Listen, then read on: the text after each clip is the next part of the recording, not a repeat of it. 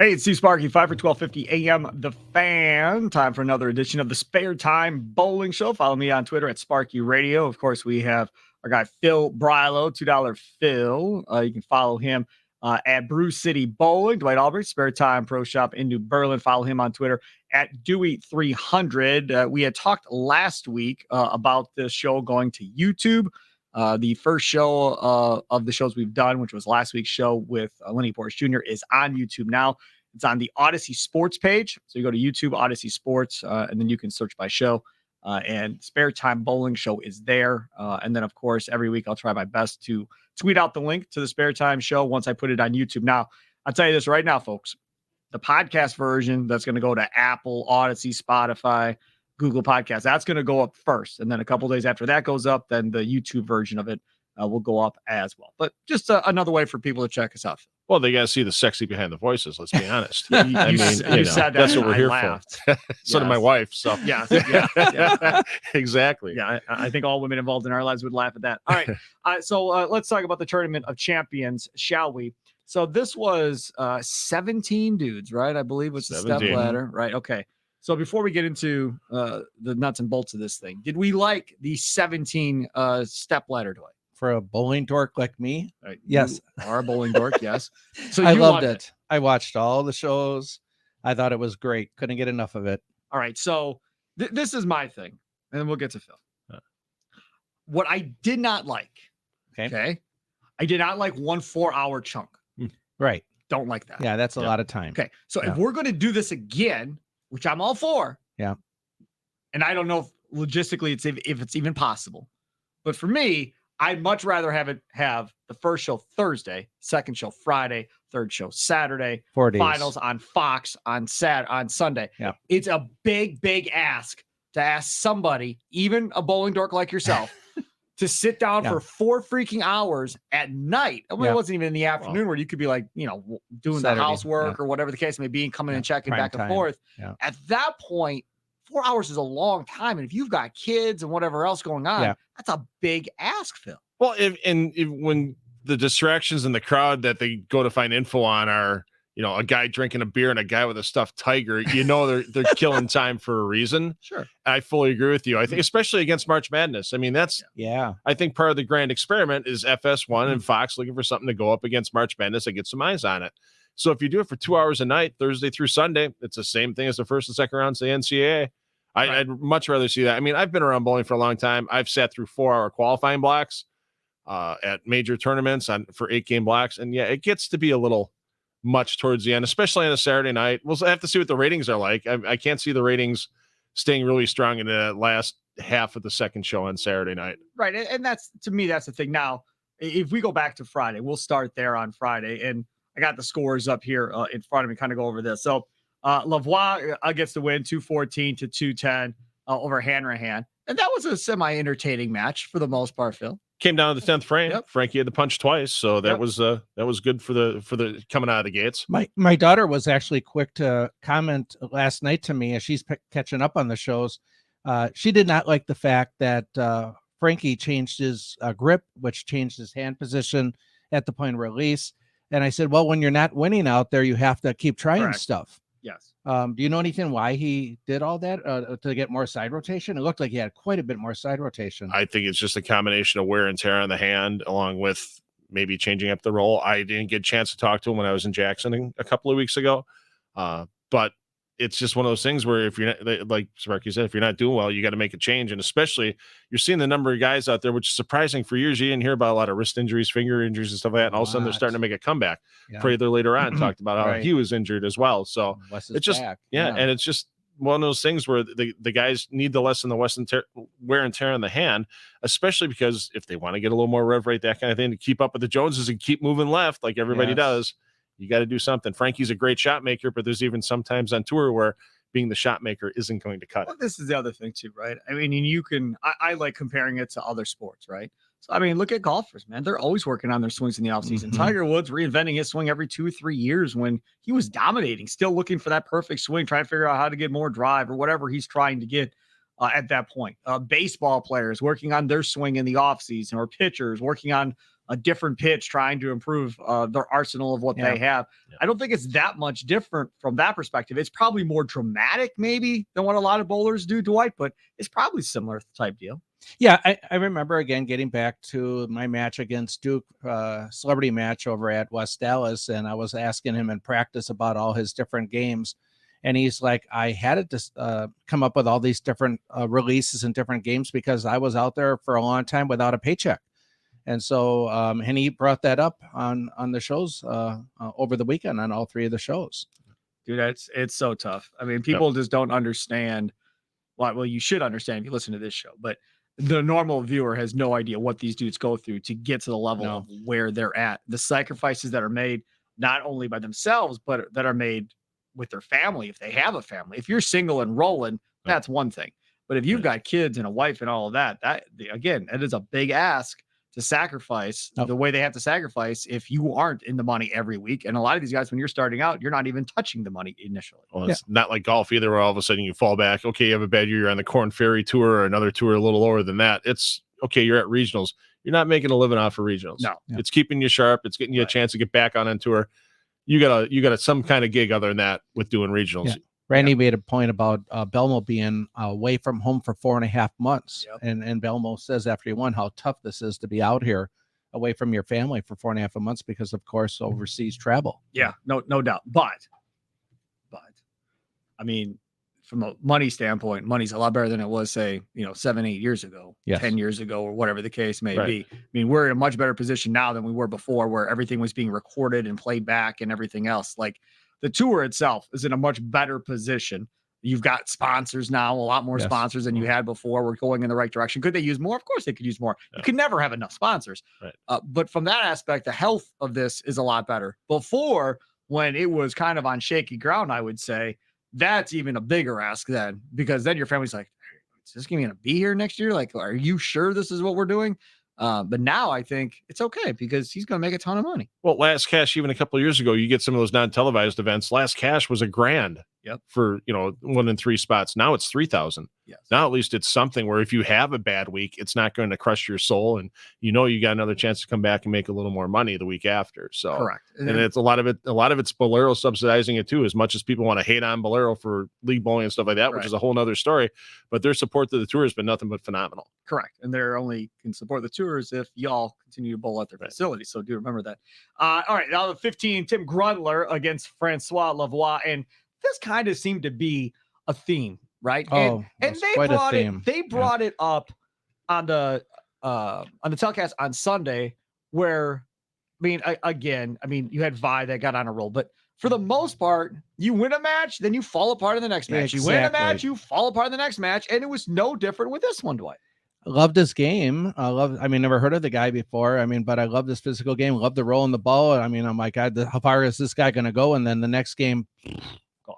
Right. Yeah. So it was a theme throughout the shows. I'm like, either as a tour rep or whatever the case may be, as a bowler, you mean you can't tell me you didn't see this during qualifying? You can't tell me you can't make a quick ball change between games or try something in the 10th frame for another look. Belmo was the only one between game in the 10th frame trying other balls for the next match. But that doesn't even guarantee anything, because that guy that just came out of winning the match is going to sit on the sidelines. If he wants to stay loose, they got another pair of lanes open for him, but he isn't throwing that TV pair again. And the other guy comes on, gets 8 or 10 shots, and they can change the lane so much in 8 or 10 shots. That guy that won the last match comes on, and it's a guessing game. And if you guess wrong or you make a bad physical shot, those first 2 frames, you're not putting yourself 2 frames behind. You're putting yourself 4 frames behind. Is it easy starting off the match? Is it then just the shot that tough and the lanes changing that much, or is the characteristics of the house? Oh, it's Johnson pattern this week. It's the lanes change. It's what these guys do with bowling balls.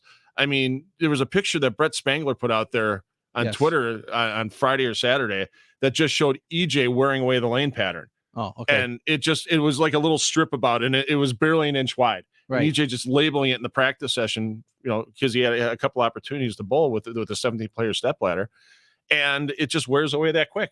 You can change a shot that quick, especially in the front part of the lane with these super aggressive shell bowling balls. Even if they got a little polish on it, it still changes the pattern. And all of a sudden, you don't know what happened at the 8 shots in that pattern that the other guy practiced with. Right. You don't make that good first shot, or you don't make that correct guess, you're not 2 frames, you're 4 frames behind, and good luck catching up 4 frames behind against a guy like Belmo. And that there is pull the curtain behind that fans don't understand. Yes. Because fans don't see that.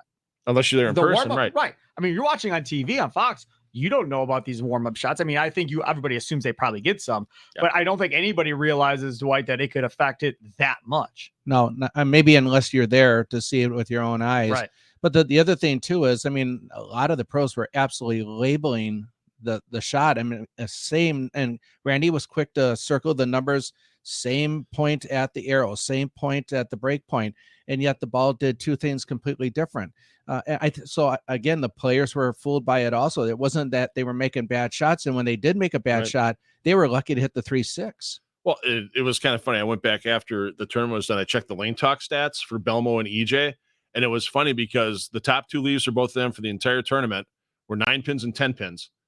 EJ left 4 pins. Belmo left something else, but their 4th most common spare leave was at 3-6-10. 3-6-10. Because if they missed left, it was over. It was right through in 3-6-10, and they only converted about 80% of them, and more in the 3-6-10 later. Lots more. As that came out. But it was just the fine line where if you made that little mistake, you can, a small mistake, you left a 9 or a 10, okay, fine. But boy, you made that a little bigger during qualifying, and it was 3-6-10 all the way. Oh, always like the pocket 7-10s. Those are fun. Yeah. It would remind me again, and again, I keep talking about, I would love, as a viewer, to love to know the characteristics of the lane condition a little bit more in detail than just calling it the Don Johnson 40. What's the ratio? What's the volume? No. Hold on now. Hold on. Now that we can do the dork stuff here, but on TV, you don't want to get too dorky because nobody's going to understand what the heck they're talking about. I mean, they said it's 40 feet down the lane is the oil. That's where the oil is. That was the extent. And Rob Stone gave that, I believe, in one of the telecasts of what it was. You start getting into what you want to talk about. Yeah. There's no way. Now, I'll say this, right? And I'm sure Tom Clark's like, that's not happening. But, I mean, they could have something, I guess, within the preview of the tournament that they do or whatever. A little thing about learn more about the oil pattern and like 3 or 4 sentences that would go into what you're asking for, like on the website. And that could be referenced on the air, right? If you want to learn more about the Don Johnson pattern and what this is all about, go to PBA.com and check it out or whatever. It would give a reason to maybe why this happened, why this theme happened. If it was like a 1-to-1 ratio, fans can say, oh, okay, now I understand why the lanes got ugly so fast, because there was no buildup of oil toward the left when they did move left. I mean, obviously ratios of oil are going to dictate how easy or how hard they're going to be. Yeah, but they can say it all they want, but 80% of the fans that are watching don't know and really don't care enough. They just want to see the pins fly. I mean, watch them fly messengers. So that stuff he's talking about, I think you can put in a preview, and 2 or 3 sentences, and boom, you have it. Rob Stone can reference it on the thing. Hey, learn more about the Don Johnson pattern this week. Go to PBA.com, check out our preview article or whatever the case may be. All right, moving on. So Tim Grundler beats Francois Lavoie 212-195. Then comes Wes Millat against Tim Grundler, and Grundler died. And that game was 222-178. I've interviewed Wes a bunch over the course of time, not recently here because we didn't have a show, so I haven't been going to the events necessarily. And that Wes Millat that I saw was different than any Wes Millat I've ever talked to. I mean, tears in the eyes, talking about very emotional, talking about the pain and everything he's going with. You see him throw his first shot, and you're like, oh my God, he is in a lot of pain if that's as far over as he can get. And I tweeted out, I don't remember what I tweeted out, something, but like I felt awful. I was watching this, I was like, how is he doing this? And then he bowled all week to get to this point. Yeah. Like I bet you, I don't know, 98% of the people in that situation would have said, to hell with it, I'm going home. I'm not doing this. And for him to suck it up and get through it, I don't know. And that was pretty inspiring, Dwight. Yeah. What I put in my notes, midlife crisis. I went through it with my back myself. He's younger than me, of course. I don't think when people realize listening, when you have a bad back or you meet with back doctors like I did in 2016 and you can't get answers to your pain, it's debilitating. And so his story kind of reminded me of how down and out I was in 2016 with my back. And so it was gut wrenching. I had a hard time watching it. I started to tear up when he was tearing up. with his interview with Kimberly. He would just look like an old man. He didn't have that fluid form at all. And then, of course, the lawn loft, which might have been a benefit to him with that lane condition, is what I was thinking.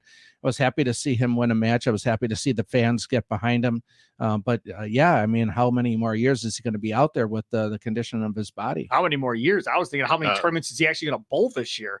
That's what I was thinking watching it. Like, there's no way he can go, I don't think, city to city and continue to do this all year. Like, yeah, kill his back. I know he was a late withdrawal in Shawnee, Oklahoma earlier in the year. He didn't bowl in Jackson. I saw him there in passing. Maybe he just bowls in majors. Yeah, who knows what he's going to do the rest of the way out. I'm trying to find him on the points list here, and not even down in like 70th, 80th place, and I still can't even see him yet. So I when I talked to him at one of our trade shows, which would have been 2014, 15, I thought he had very successful pro shops in the Texas area. But Phil was saying that before the show started, now he's in Fort Wayne in a pro shop. Yeah, he's inside MVP Lanes in Fort Wayne. Now he's got his pro shop there, and it's doing very well. And MVP Lanes is a center. It kind of reopened right when West got his pro shop. It was a center that was closed for quite a few years. And you don't see too many guys that on tour running unsuccessful pro shops. I mean, I know Ronnie Russell and EJ Tackett just expanded to a pro shop in Montana. So, I mean, these guys can have pro shops in multiple areas if they got a good operator that can be, off site for them and run things and be trustworthy and take care of business. They're not afraid to slap their names on them. So, but yeah, Wes is definitely, one of the guys punching holes in the pro shop in Fort Wayne. He's only got 3 tournaments in this year for Wes. So, I mean, that's the Tournament of Champions is his 3rd one. Yeah, there's just no way. I mean, there's just no way. But okay, so he gets the win again, 222 to 178. Next up, he gets Chris Prather. And again, Prather, good bowler, right? And was totally lost. I mean, I think it was off the top of my head, I think it was the first 2 shots he looked good. And then after that, he just lost it. And you could just see the confidence just go away. He was confused and lost, Phil. It doesn't take much. You get 10 first ball shots in a game. And all of a sudden, 1 or 2 of those go away, even if you have quality shots and you make a little, whether it's mental or physically errant, all of a sudden under the TV lights, you just suddenly doubt yourself. And is that next guess right? And then it just snowballs. If that guess in the 5th frame isn't right, if you start off okay the 1st and 2nd, and then just snowball. Yep. And then next thing you know, it's just run away for Wes. I mean, so I've been Randy real quick though to talk about his wrist injury and what he did at the U.S. Open with his wrist, and that he said it's 90%, but they were talking about that he doesn't have the rotation or turn on the ball like he used to. Right. Again, with that lane condition, I don't know if that would have been a benefit, not having as much rotation or turn on the ball as dry as they were inside. I just think it was bad ball choice or he didn't execute. Yep. All right. So let's move on. So that was Friday night. Okay. So Friday night was done. So now we get to the 4-hour show on Saturday. And we're not going to necessarily go through all of these. But Wes Malott gets Tom Smallwood, $1.56 on TV.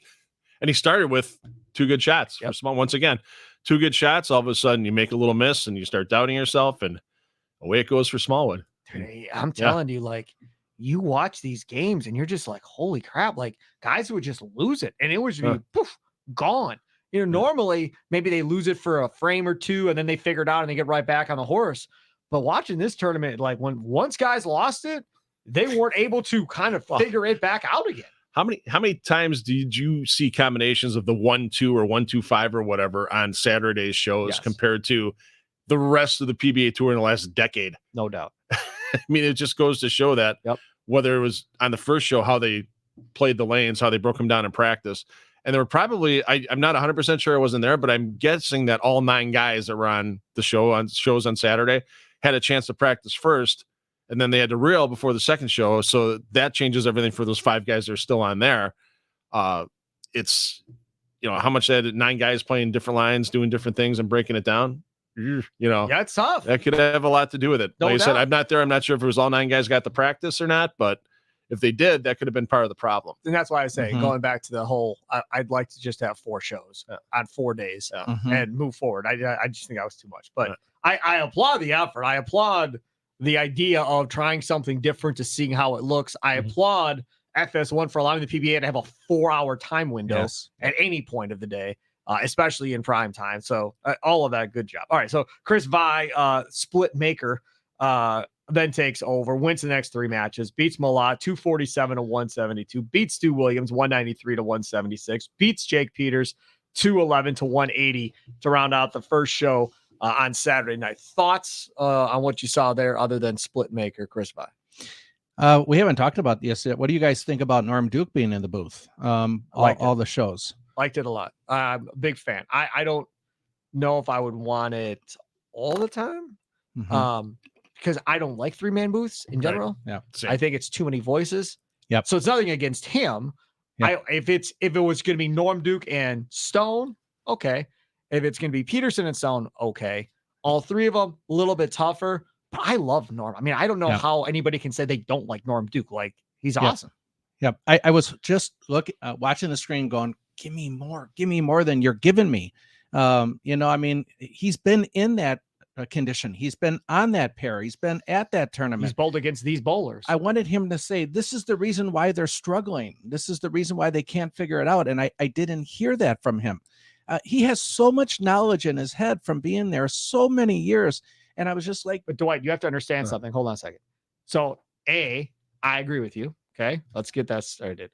B, the problem that you have is finding your way in to a conversation that you're not in. Yes. So the chemistry with Stone and Randy is so good that they can anticipate one's going to stop talking, what the next one's going to do. Yes. Now the entire chemistry gets thrown off. So now it's kind of like, well, just talk when you got something to say. It's pretty much what was told to him, I'm sure. And away you go. I'm sure those 3 didn't get a TV monitor and set up on, like, say, Wednesday or Thursday and did a practice round of a previous tournament where they practiced together. Maybe they did. I don't know. So the chemistry aspect is tough. And as the new guy coming in, you don't want to talk so much that you take away from the 2 normal guys. So you're kind of just picking your spots for small little inserts, I guess, that you can do, Phil. Yeah. And it's like you have 25, 30 seconds between shots. So Rob's got to say what he has to say. Randy's got to say what he has to say. It doesn't leave a lot. It's not like baseball commentary where you can get 3 guys in there once in a while and you go, and there's a curveball for strike 2, bang, pick up the conversation back through because, you interrupt for a second. Yeah. So it's tough to do. And that's why a lot of times in the past, we've never seen more than 3 people in the FS1 booth for more than a game, maybe 2.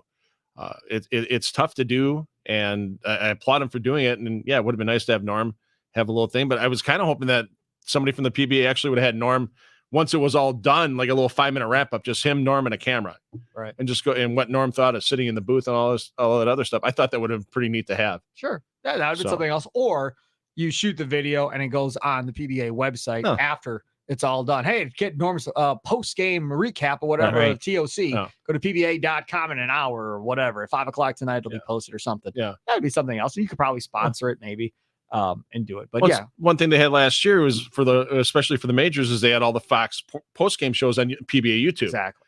And that didn't come back this year, whether it was money or whatever, lack of viewerships, whatever. I tuned in every one of those. Yeah. I mean, I thought they were insightful. After it was done, you get Randy wrapping things up with whoever, whether it was Dave Ryan or Rob Stone.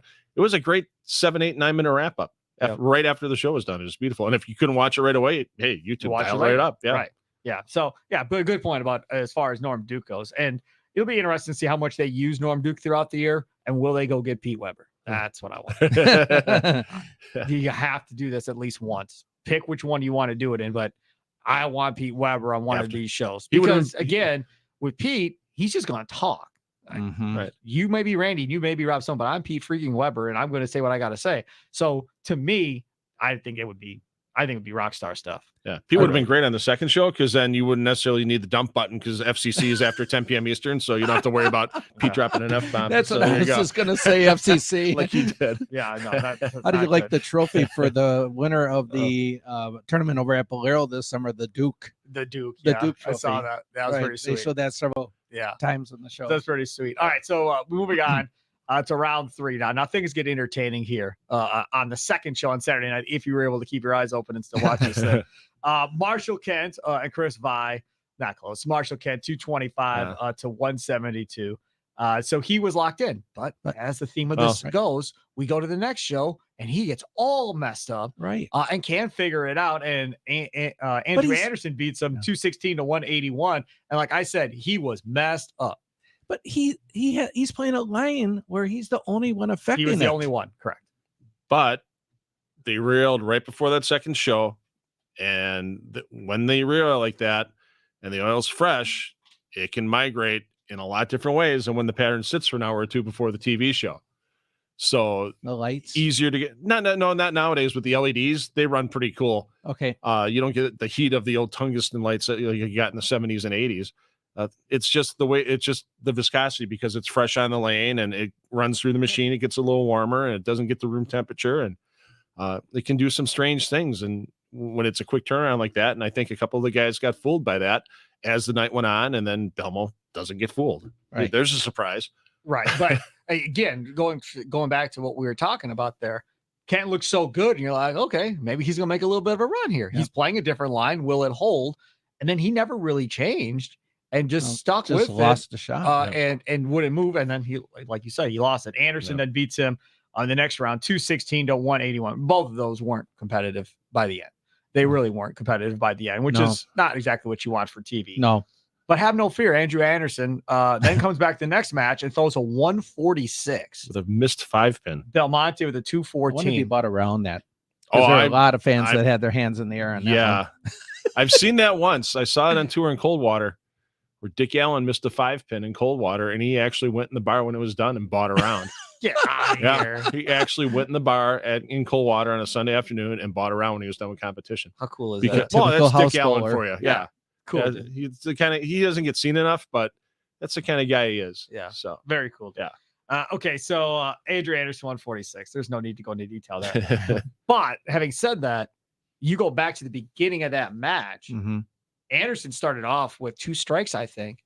Belmonte didn't start off that great in the first 2 frames, and then it went whoop, and Anderson lost it, and Belmonte started to get locked in. And by the end of it, I think it was by the end of it, Rob Stone's like, uh-oh, like it appears he's starting to get locked in here. Mm-hmm. And then you saw it then, obviously, in that last match over Kyle Troop, and that came all the way down to the 10th frame. There's your match you want. Yeah, that was the one you wanted.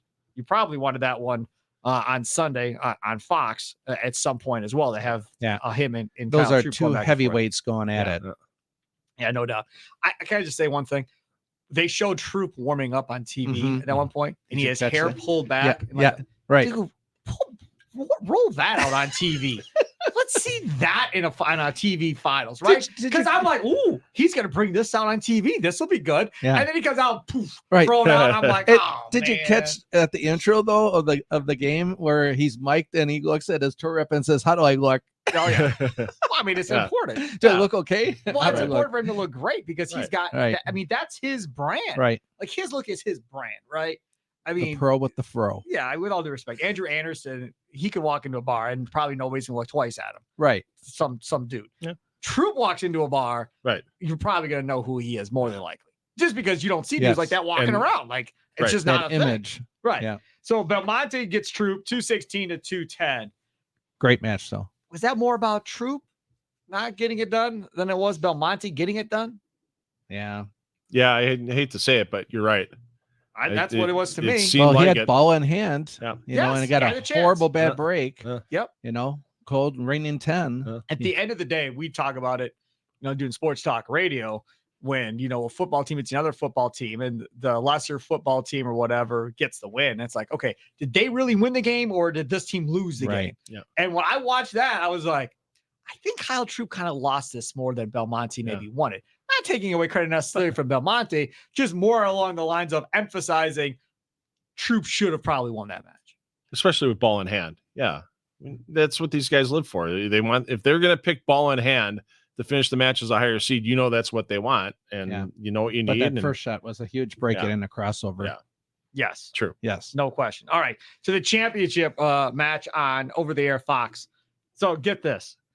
Again, Over the Air Fox. It's just such a big deal. So I talked to my mom on what was it? Late Sunday afternoon. And she's like, there was nothing on TV. I'm flipping and I came across bowling. Then she right away wanted to tell me what happened. And I had watched I'd watched Belmonte and Sterner, Belmonte and Ogle, and then we left to go to Elkhorn. So I had it recording. I was like, hey, I don't want to know. I don't want to know. I got a recording at home. I'm going home and watch it. Don't tell me. She's like, okay, I won't tell you. Good thing I stopped tweeting at you then. Right. Because right away she goes, oh, Norm Duke was in the broadcast booth. Yeah.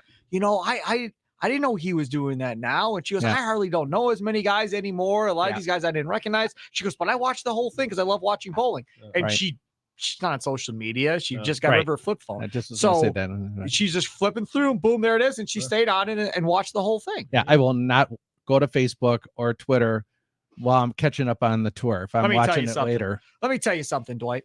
And Phil saw it. Right before that match starts, they put up the Fox Sports bet odds or whatever the case was. It was 1,000-1 on Belmonte. And I tweeted out right away. I was like, I like Belmonte 1,000-1. Right. I'll roll with Belmonte. Yeah. And Phil came back and said, nah, EJ Tackett's been too good this week. Like, too good all year. Well, this week specifically. Yeah, he had to be the favorite. I mean, he was dominant this week. Yeah. So it's like he stuck with chalk. Watch out for Belmonte. Went with EJ Tackett.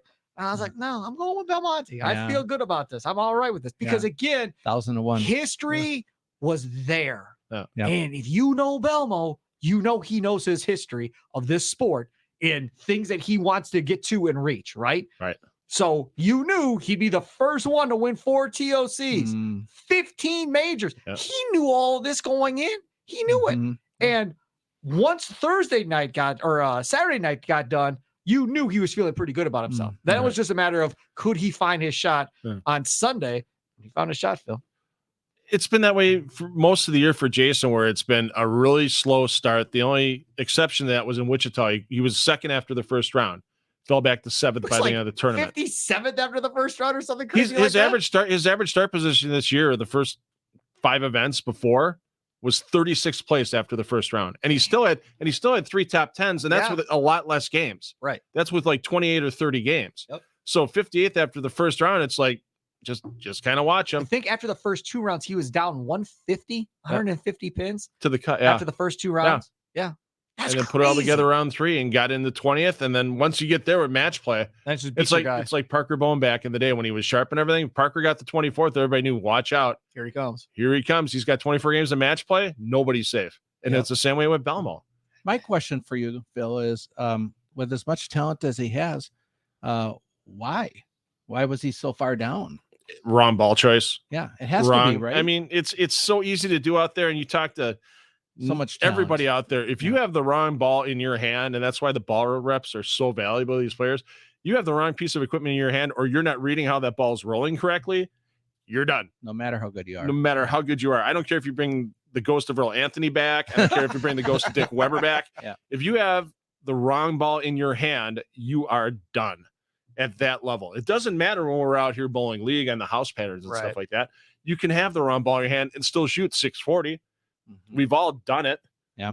And out there, you're not even close to what you need to make a check, let alone win a title. Yep. So that's wild. All right, huge. so Belmonte gets Sterner 231 to 217. That was a match, but similar to what happened on Saturday night.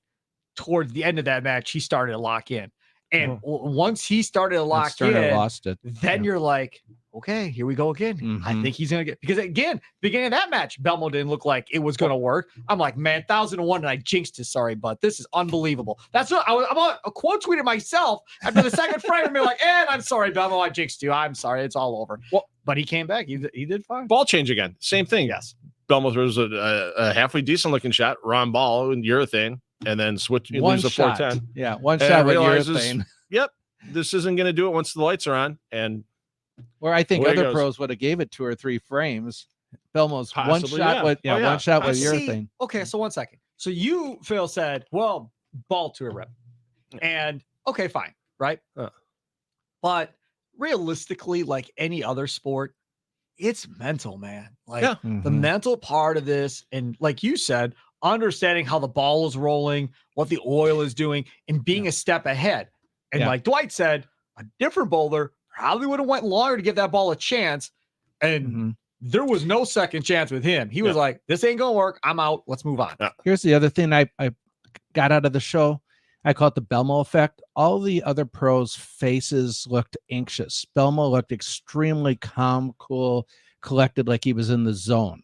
And I just wonder how much added pressure you're bowling against Jason Belmonte that puts on you. Well, they brought it up on the telecast. I think, was it Rob Stone? Yeah. Somebody brought it up, the intimidation factor of bowling against Belmonte. And we were watching it at home, and Kay was like, that's a thing. I was like, oh, it's definitely a thing. I'm like, but it's not going to be a thing when you get to Simonson and EJ Taggett. They don't give a damn who it is. They're not going to get intimidated by anybody because they know how good they are. Yeah. I go, but these first couple of guys, Ogle, no clue. And Jason Sterner, probably a little bit, but Sterner's been around 100 years too. So I don't know if he's intimidated, but it is Jason Belmonte. And so there is something to that, no question. But certain guys aren't, like Barnes. He's not going to get intimidated by this dude. No. Noam Duke, not going to be intimidated by this dude. So certain guys are, the newer guys, first TV appearance, and I get Belmonte. Oh, lucky me. Yeah. So there's definitely something to that. Plus the major atmosphere. I mean, that's exactly too. I mean, to put your name on the, on that winners list. If you're Sterner coming out of the first match, you're thinking about that. You're thinking what it would be like to win the TOC. But it's not even okay. So I misunderstood what you said. Yeah. My point about atmosphere was that crowd was bananas good. Like, they were awesome. Mm-hmm. And even Tackett said when they got to the championship match, before the match started, he goes, feels like it's 50-50. 50% of these fans are mine, 50% are his. Yeah. You couldn't have asked for anything better than that. Right. That's a great atmosphere to bowl in if you're these guys with the fans going nuts and really involved, Dwight. I think the fans, again, have a higher knowledge than, let's say, the fans back in the 70s. I think there's a lot more education among the fans sitting in the crowd. It looks like they're younger fans. Yeah. It looked like to me, from what I could see, there were a lot of 20s and 30s in that fan base, which is great for this sport. Absolutely. If they can keep them. Because before, a lot of older people that were going to these I saw that when they were in Milwaukee last year, and the daughter and I went to the doubles event. I was so impressed with the fans. And again, that group of 8 guys that drove from Ohio to be at that show that morning. I mean, I was just so blown away by that. And I know that they're going to turn out this year again. Yeah. I would expect it to be a sellout. It is a sellout. Yeah. The one in coming up here in April. World Series of Bowling. Yep. I already had somebody message me on Twitter and said it's sold out. Can you help me get tickets? Yeah. So I'm pretty sure that's sold out. We should double check with Tom Clark. I know the World Championship Sunday, the 23rd of April, is sold out. There's still tickets available for some of the other shows, but you're going to be down by the pins, close to the pins. I mean, that many tickets are gone. Right. That's awesome. Yeah. Good job, Milwaukee. All right. So Belmonte then gets mad. Ogo, we knew that wasn't going to work. 237 to 170. Let's move on. Okay. So now I get home and I'm like, okay. And of course, Kay's like, we're watching Idol first. You can wait. Another Idol person. We watch American Idol. So and Voice. So do I. We watch Idol and Voice. Or The Voice. Idol's my show. So we watched both. Good job, Kay. We watched, so we watched Idol, whatever else, and she was done. Her head was killing her, so she went to bed. So now I get to watch. Watching that match, Simonson felt tight to me. Watching it, like wound up, like in a ball tight. Maybe the pressure was kind of on him, and I don't know if it was Belmonte or something else, but he kind of just felt tight. And Belmo felt like, dude, I'm Jason Belmonte. I'm going to win this damn thing. Let's go. And he doesn't ever exude that tightness, maybe. Maybe back in the Rash days, maybe he showed some of that, but I don't even know if he even did back then. Like, some guys are really good bowling with pressure, right? And other guys just can't do it. And I'll make a college basketball analysis real quick here. Did you guys watch the Marquette game? This is a Milwaukee reference. I'm sorry, guys. Did you guys watch the Marquette, the round 32 game? No. Okay. So Tyler Kolek, their point guard, who is probably the best point guard in the country, or one of the best point guards in the country, just didn't play well in the first game against Vermont, and then came back in the second game, played worse, and just did not play well. And last year, at the end of the year, he didn't play well either, and was frustrated and mad. And there's been articles written about, getting his headspace right and so forth, and getting his confidence back and so forth. And on social media, everybody's like, dude, maybe this dude just can't play in big games. Maybe it's too big for him. And there's no way to know if you are that guy or not. The problem is with Simonson, he's won championships. He's won TV finals. Right. So it's not like this is a first time, like, oh, go on TV, like, oh no, what do? I don't know how to do this. But he made that comment about missing, what did he miss right or something like that? And Belmo missed 2, and Belmo still came back and got the strike. He misses right and it has a bad outcome, and made some snarky comment about it. And I think someone was like, wait a second, like, that's not fair. Like, why are you being mad at him? You're the one that missed a shot.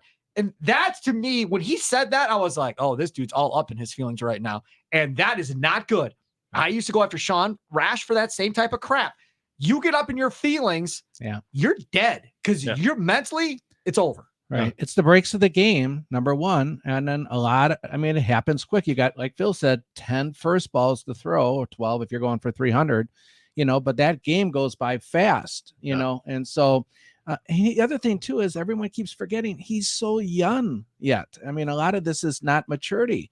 But what has Belmo got him by 12, 14 years? Belmo's 39. Yeah. Simon's 26. Something like that. 13 years. The reason that people don't realize that is because he's been on the tour for a while now. Right. I mean, he was on the tour when we stopped the show back in 19 or whatever. So he's young. I mean, he's young, but he's got a lot of games under his belt. He's got a lot of TV matches under his belt.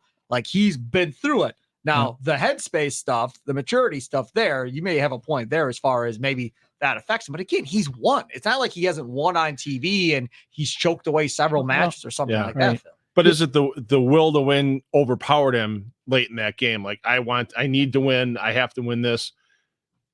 He's won. He won a title this year in a non-televised event in Wichita. He made the TV show at the U.S. Open. Yep.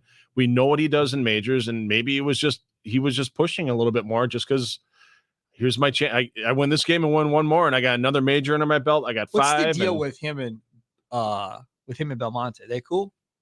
I haven't seen anything other than handshakes and talking after it's done. So it's not like he just wants to beat him because he doesn't like him necessarily. So it wasn't that. I think it's win at any cost. Yeah. That's what Phil was saying. But again, win at any cost is fine. But if your headspace isn't right, it's not going to happen. Sports psychologist time. Yes. I mean, the event before the TOC, he was second in Jackson. I mean, what are you going to do? EJ starts off that match with the front 5 and the solid 9, and then goes off the sheet practically for 277. And I mean, Simonson got done, handshake, everything, and he just went in the paddock. Whatever happened in there, I don't know if cool down or whatever, that kind of thing. But he wasn't going to hang around and watch EJ get that trophy, and that's just that's fine. Yeah, no. Look, hey man, look, I'm not asking you to not be a competitor and not want to win and all of that. All I'm saying is, from a mental standpoint, just like a basketball player, right, that misses his first 5 or 6 shots. If you start to see his facial expression change and put his head down and so forth, it's done. You must just put him on the bench. It's over. He's done. So you have to be able to keep yourself like, I'm Anthony freaking Simonson. Right. Like, figure it out. I'll be okay. I'm one shot away from being back in this thing and not let yourself get rattled. Again, easier said than done. I'm not saying, that it's that easy, but that to me, I think kind of killed him. To be honest with you, in that Belmonte match, I think he got in his own head. Billy Joel had a song called Pressure. Yes. And good song. And also remember, Simonson chose to play the outside line. He could have bumped in at 4th arrow, 5th arrow where Belmo was. He has the ability to do it. He chose to use that line and use that ball. Yep. Belmonte beats him 219 to 200. All right. Championship match. Belmonte and EJ Tackett. This was a rematch from a couple of years ago. Same situation. TOC finals. Here we go again. Yep.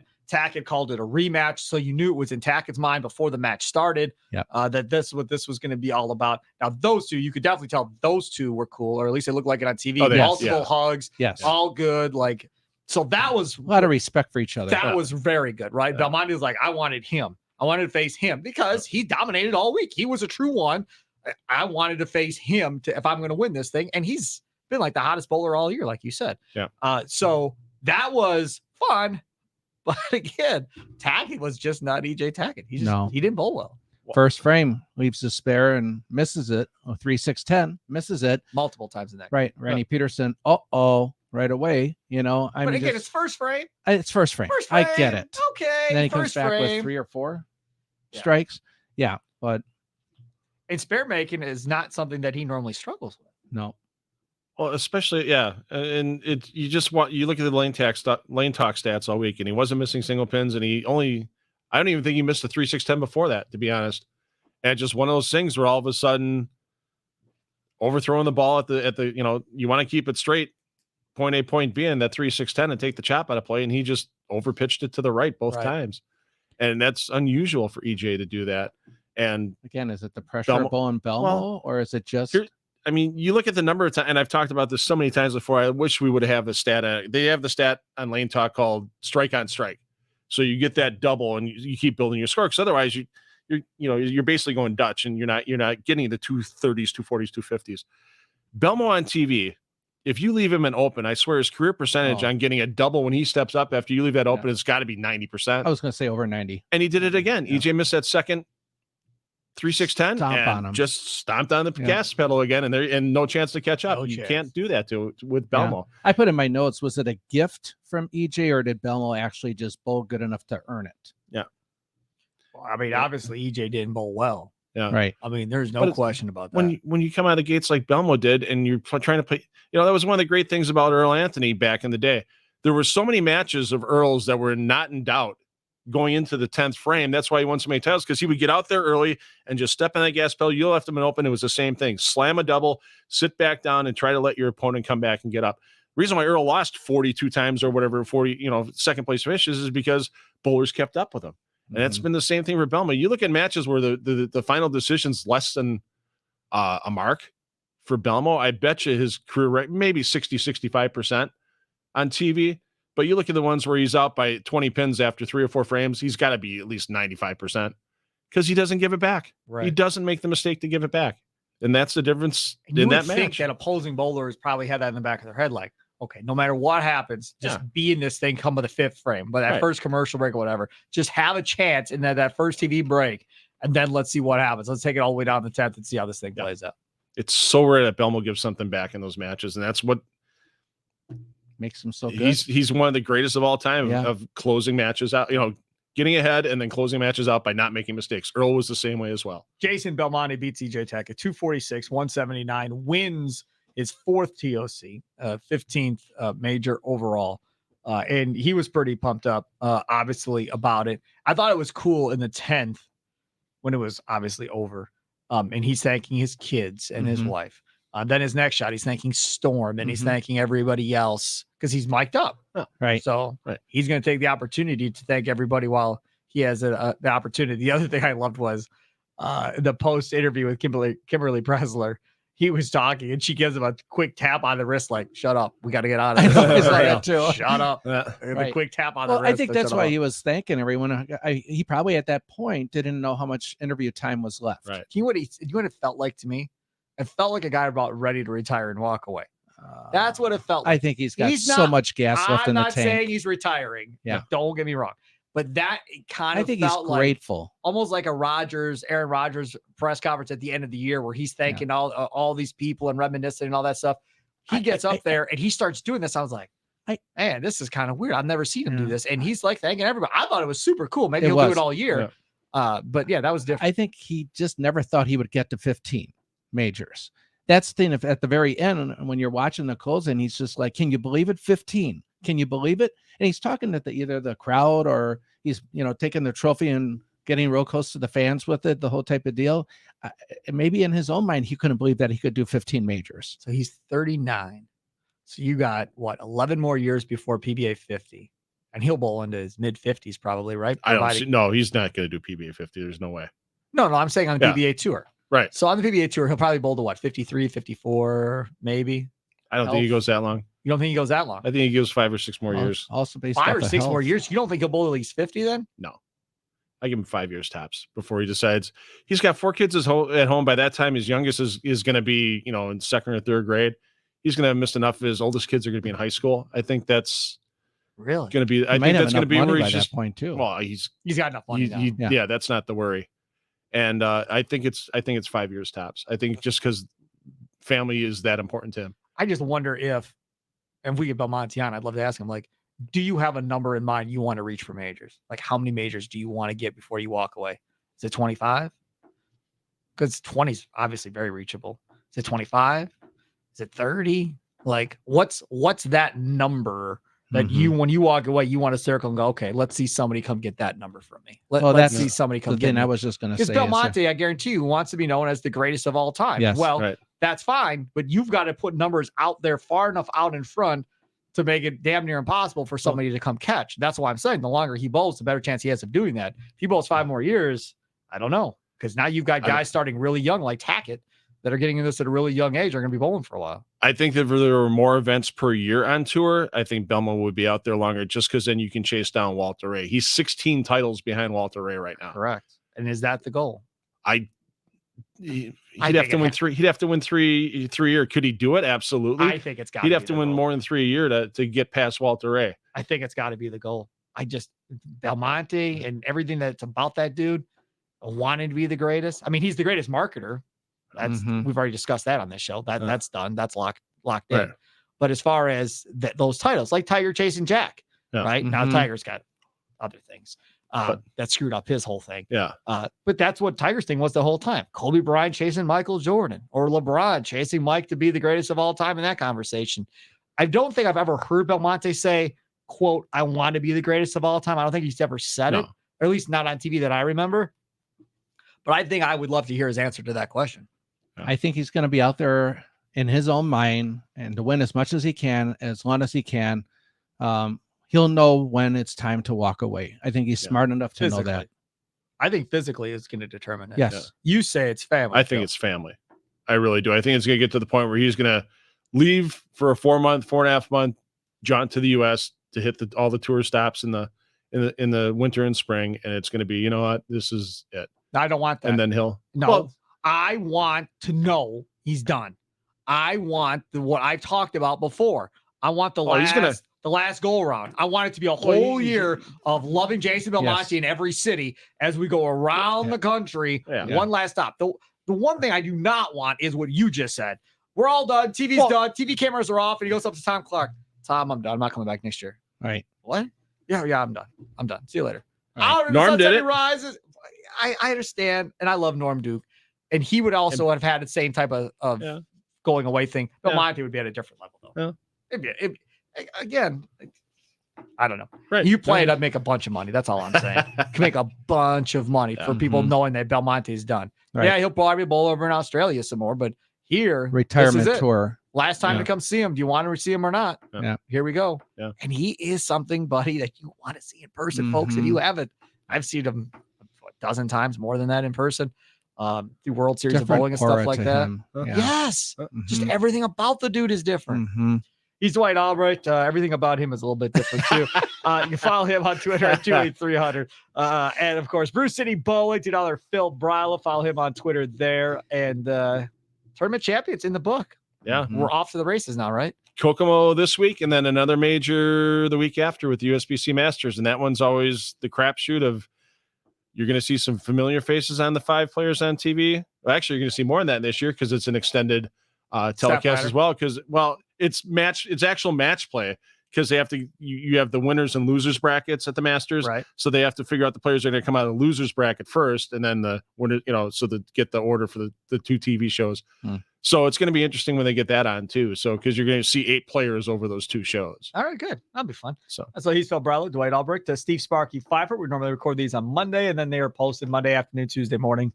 To be honest with you, it's whenever I get to it. So those will be posted again wherever you download your favorite Google podcast or you download your favorite podcast. And then we are on YouTube now on the Odyssey Sports page, AUDACY Odyssey Sports page. You can get these a couple days after I post them. The podcast post as well. Thanks so much for tuning us in. Have a good rest of your day.